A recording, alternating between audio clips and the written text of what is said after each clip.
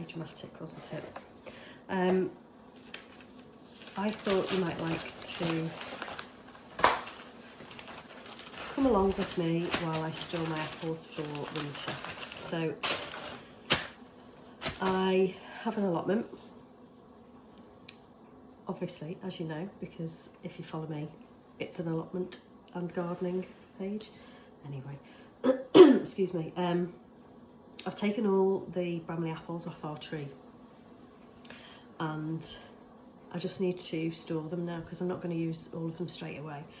So I thought I'd just make a video about how I'm doing it. The first thing I've got is this wooden crate, and I've just lined it with some newspaper. And basically all I'm going to do is wrap each of the apples in some newspaper, pop it in the crate, and then it'll go in the garage to be stored for winter.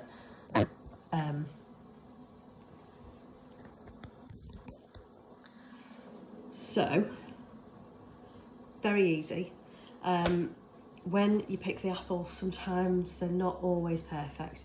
You want to be storing the ones that are in the best condition, and you want to try and avoid getting any that are bruised or damaged. So, for example, I have got one that's a bit manky like that. We don't want that. But even one like that, can you see that's got some, I don't know if you can see, it's got some bruising on it. We don't want those. However, we can salvage the decent bits of those and maybe chop them up and freeze them. So that's not too bad. The other thing that you need not to do is wash them. So my original thought was I was going to wash everything to keep it all nice and clean for storage, but apparently you don't. So I am following suit. I will not be. And then literally, yeah, all I do is wrap them up.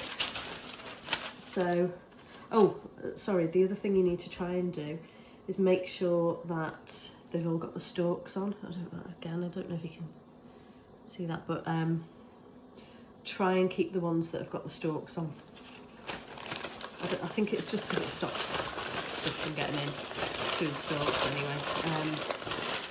So my advice that was given to me was to wrap them and store them. So that is how I do mine.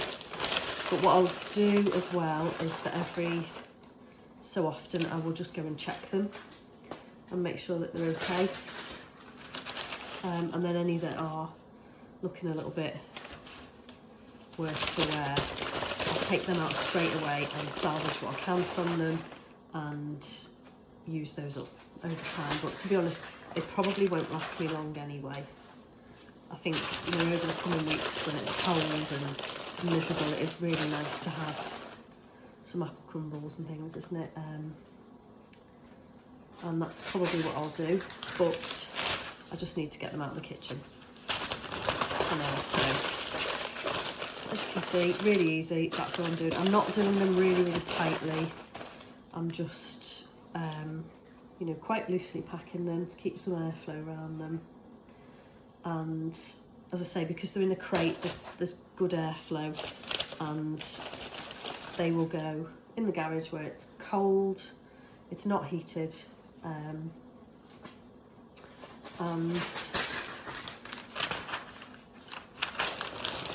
it should be fine. But you know, come back and I'll tell you in a few weeks how they're going, and I'll be honest and I will stand corrected if this does not work, because it's the first time I've stored them this year. As I say, it's just the advice I was given by some of my friends in the allotment.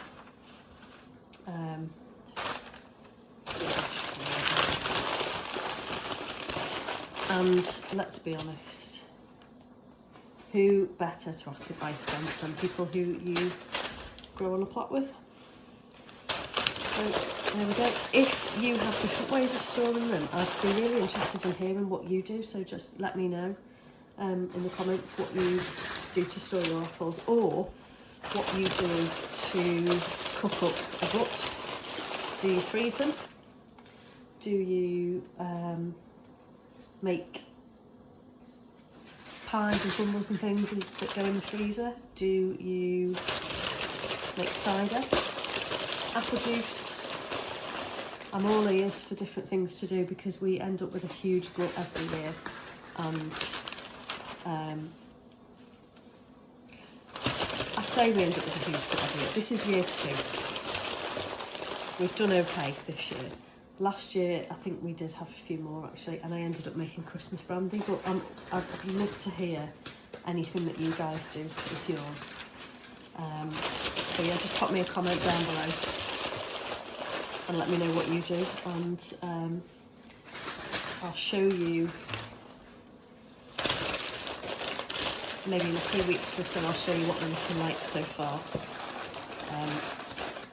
Okay, thanks, bye.